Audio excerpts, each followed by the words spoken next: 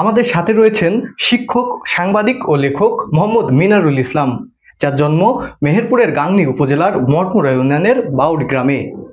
আপনি English learning point বিডির founder এবং ইংরেজি শিক্ষক হিসেবে আপনার কাছে আরেকটি প্রশ্ন, সেটি হচ্ছে আমাদের দেশের শিক্ষার্থীরা ইংরেজিতে কেন এত বেশি দুর্বল? এটা একটা ভালো প্রশ্ন করেছেন। আমাদের বাংলাদেশের 100 জনে 99 জনে না, 1000 জনে 999 জন অতি দুর্বল। এর পেছনে ওই একটাই কারণ, সেটা হচ্ছে আমাদের শিক্ষার্থীরা পাশ করতে চাই, পরীক্ষাতে পাশ করতে চাই। আমাদের কাছে বলে সাজেশন দেন স্যার, কোনগুলা পড়লে কমন আসবে। এই যে কমন আসবে, এই কমন আসার চিন্তায় কিন্তু তারা বিভিন্ন রকম শর্টকাট পদ্ধতি শেখে। আমি একটা ছোট্ট গল্প বলি। আমাকে যখন বিভিন্ন অভিভাবকরা ফোন দেয় যে আপনার ব্যাচে ভর্তি হব, তো জিজ্ঞেস করি কোন ক্লাসে পড়ে, সে বলে যে ক্লাস 8, 9, 10 বা এইচএসসি তে পড়ে। তখন আমি তাদের জন্য বলি যে আপনাদের জন্য 2টা কোর্স আছে। একটা কোর্স হচ্ছে একদম বেসিক লেভেল থেকে, 0 লেভেল থেকে ইংরেজি শেখার কোর্স। এই কোর্সটা করলে ইংরেজি ভাষাটাকেই চেনা যাবে। আর আরেকটা হচ্ছে শুধুমাত্র পরীক্ষাতে English first paper, English second পেপারের যে 200 মার্কের প্রশ্ন হয়, এই শুধুমাত্র এই একাডেমিক কোর্স আছে। আর আপনি কোনটা করবেন? আপনি চাইলে 2টাই করতে পারেন। যদি 2টা করেন তাহলে ইংরেজি নিয়ে আপনার সারা জীবন আর কোনো ভয় থাকবে না, টেনশন থাকবে না। আচ্ছা আচ্ছা। কিন্তু আমি এত বোঝানোর পরে ফাইনালি কি বলে দেখেন, অভিভাবকরা বলেন বা শিক্ষার্থীরা যেটা বলে যে স্যার আমি ওই একাডেমিকটা করব, আমার পরীক্ষাতে রেজাল্ট করা দরকার। কিন্তু আসল ব্যাপারটা হচ্ছে কেউ যদি বেসিকটা যদি কারোর মজবুত না হয়, তাহলে সে বাকি যাই করুক তাতে কিন্তু তার লাভ হচ্ছে না।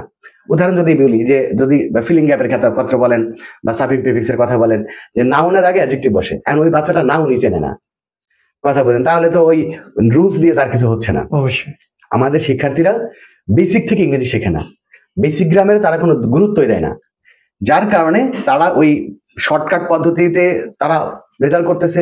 যেমন ধরেন আমি একটা প্যারাগ্রাফের ফরম্যাট দিয়ে দিব, আপনি ওই একটা প্যারাগ্রাফ দিয়েই আপনি আর অনেকগুলা প্যারাগ্রাফ লিখতে পারবেন। একটা অ্যাপ্লিকেশনের ফরম্যাট দিয়ে দিব, আপনি ওই একটা অ্যাপ্লিকেশন দিয়ে যে কোনো অ্যাপ্লিকেশন লিখতে পারবেন। কিন্তু আপনি একটা প্যারাগ্রাফ নিজে থেকে লিখতে পারেন না, আপনি ইংরেজি থেকে বাংলা করতে পারেন না, আপনি বাংলা থেকে সেটা ইংরেজি করতে পারেন না। আপনি তো বিভিন্ন ডালপালা চেনেন, আপনি ইংরেজিটাই চেনেন না। তো আমাদের শিক্ষার্থীদের টেন্ডেন্সিটাই হচ্ছে পরীক্ষায় রেজাল্ট করতে হবে, কিন্তু তারা এটা বোঝে না যে তাকে যদি ইংরেজিতে দক্ষ হতে হয়, ইংরেজিতে ভালো রেজাল্ট করতে হয়, তাহলে বেসিকটা আগে শিখতে হবে। যেটা আমি বলছিলাম যে তারা বেসিকটাকে অ্যাভয়েড করে, তারা বলে যে পরীক্ষাতে রেজাল্ট করতে হবে, সামনে পরীক্ষা, এখন আমরা এইটা করব, পরে ওইটা করে নিব। তো এইটাই হচ্ছে বোকামি, যে তারা যদি বেসিকটা আগে করে তাহলে তার একাডেমিকটা কিন্তু তার কাছে পানির মতো সহজ হয়ে যাবে। তা আমাদের শিক্ষার্থীরা, আমি শুধু আমার কাছে পড়তে হবে এরকম না, যে যেখানে আছে সেই জায়গা থেকে তাকে বেসিক থেকে শিখতে হবে। ইংরেজিতে অনার্স মাস্টার্স করে ইংরেজি শেখা যায় না, কারণ ইংরেজিতে অনার্স মাস্টার্স করলে কি হয়, সেখানে সাহিত্যের উপর পরীক্ষা দিতে হয়। সাহিত্য পড়তে ইংরেজি সাহিত্য পড়তে হয়। আপনি বাংলায় যদি পড়াশোনা করেন, বাংলা সাহিত্য পড়লে বাংলা সাহিত্যের উপর পরীক্ষা দিতে হবে। আর ইংরেজিতে অনার্স মাস্টার্স করলে আপনার ইংরেজি সাহিত্য পড়তে হবে। ইংরেজি সাহিত্য পড়ে ইংরেজিতে আপনাকে পরীক্ষা দিতে হবে। সেখানেও কিন্তু ইংরেজি শেখার কোনো জায়গা নেই। আবার আমাদের যে সিলেবাস রয়েছে সেখানে ওই যে মনে করেন একটা বাচ্চা শিখতেছে, ন্যারেশন শিখতেছে, ট্রান্সফরমেশন শিখতেছে, এইগুলা কিন্তু তার প্র্যাকটিক্যাল লাইফে কোনো কাজেই আসছে না।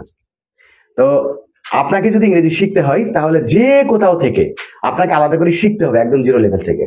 এখানে আরেকটা সমস্যা রয়েছে, সেটা হচ্ছে আমাদের অনেকেই আছে যারা বেসিক শিখতে চাই, এখানেও এই বেসিক শেখারও একটা ভুল প্রক্রিয়া আছে। তারা কিভাবে শেখে, কোন গ্রামার কাকে বলে, কত প্রকার কি কি সেটা শেখে, কিন্তু সেই গ্রামারের আসলে কাজটা কি সেটা তারা জানে না, সংজ্ঞা ভিত্তিক তারা শেখে। যার কারণে আমাদের দেশের শিক্ষার্থীরা ইংরেজিতে দুর্বল, তারা কখনো ইংরেজিটা শেখে না। তারা শুধুমাত্র, আপনি একটা জিনিস খেয়াল করেন, প্রতি বছর তারা প্রাইভেট পড়ে, 12 মাস প্রাইভেট পড়ে, কিন্তু দিন শেষে দেখবেন সে কিছুই পারে না। এর একটাই কারণ, সেটা হচ্ছে তারা বেসিকে দুর্বল।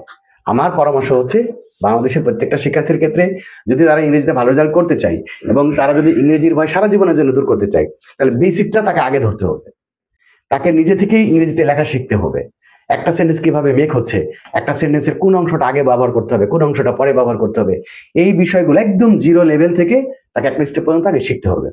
এরপরে সে জীবনে যত বড় হবে, গবেষণা করবে, আস্তে আস্তে আরো ভালো, সে আরো অন্য কেউ তখন শেখাতে পারবে। আসলে বর্তমানে আমরা একটি বিষয় লক্ষ্য করছি, সেটি হচ্ছে আমাদের দেশে শিক্ষিত মানুষের সংখ্যা বাড়ছে, শিক্ষার হার বিগত অনেক বছরের চেয়ে এখন অনেক বেশি। তবে শিক্ষিত মানুষের সংখ্যা যেমন বেড়েছে, তেমনি পাল্লা দিয়ে বেড়েছে বেকারত্বের সংখ্যা।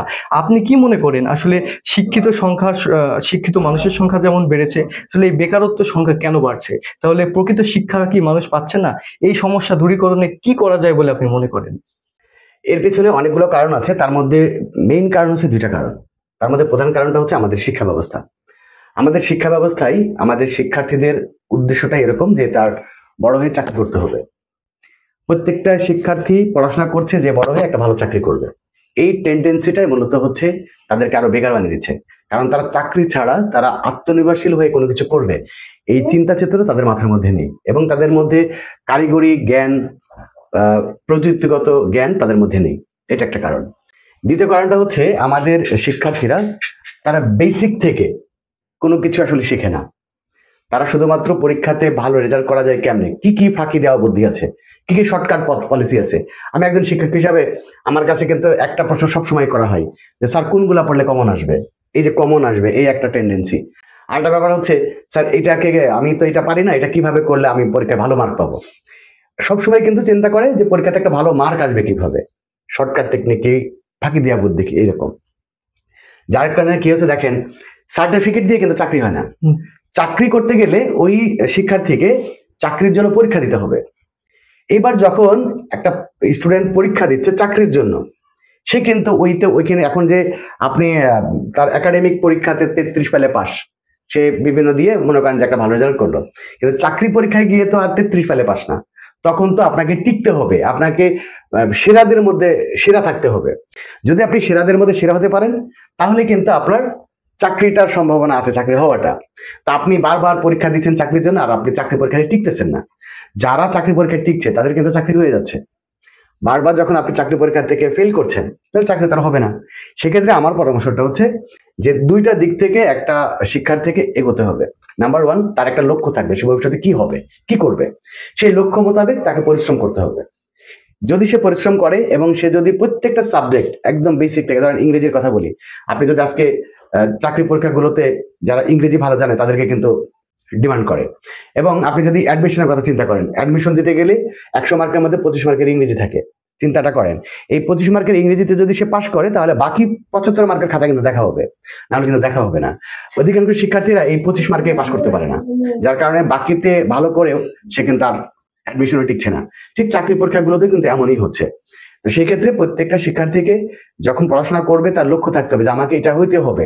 আমি যদি দৌড়ে ফার্স্ট হই তাহলে তো আমি না মেডেলটা পাবো, আমি এটা পুরস্কারটা পাবো। আর আমি যদি ধরে ফার্স্ট না হতে পারি তাহলে আমি যতই আমার কজ দেখাই, আমার এই নাই, আমার ওই নাই, আমার এই ছিল না, আমার সেই ছিল না, তাহলে তারপরে কজ দেখে তার আপনি ইয়ে পাইতে পারেন না, পুরস্কার পাবেন না।